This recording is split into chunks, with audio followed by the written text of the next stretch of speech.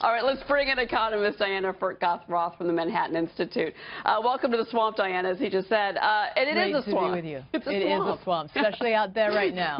Well, let's talk about this because, before we talk about, get into the details of the plan, which is going to end up changing once it gets to the House and the Senate. What do you think the likelihood is that they can get something to the president's desk by December? That's what they're saying, but is it likely? Well, it's certainly possible, especially with the corporate tax rate being so out of line. Republicans and Democrats agree that 39% should be reduced to something that's below the OECD average of 25%, because we are so out of line with other countries. What about the bracket issue? I think that's it's the most simple idea you could put out there. Simplify the tax code.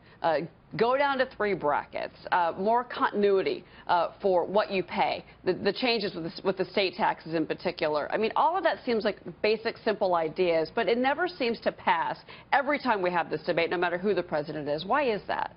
Well, that's because together it loses revenue, and the House did have the border adjustment tax in there in order to raise revenue, plus the repeal of Obamacare would have raised revenue. And since we don't have those sources of revenue, the question is, how do we lower those tax rates without losing money? So that's the big problem for Congress. I want to get into some of the details of the plan, again, to caution to everyone this might change. But what do you make of this idea about universal charitable deductions? What does that mean?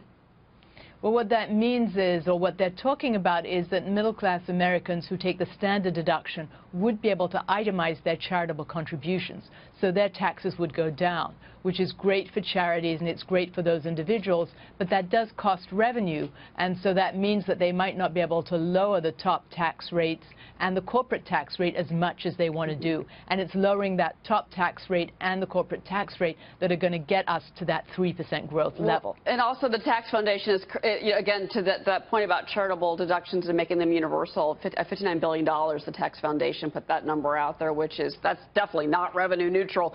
But Budget Director Mick Mulvaney, a lot of people, including himself and maybe not Mitch McConnell, but others, they do want to maybe take this down the bipartisan route because of what happened with health care. But the one thing the Dems don't seem to want to budge on is the top 1%. They want to pull from the 1%, tax them more. I don't think the Republicans are going to be willing to work with them on that.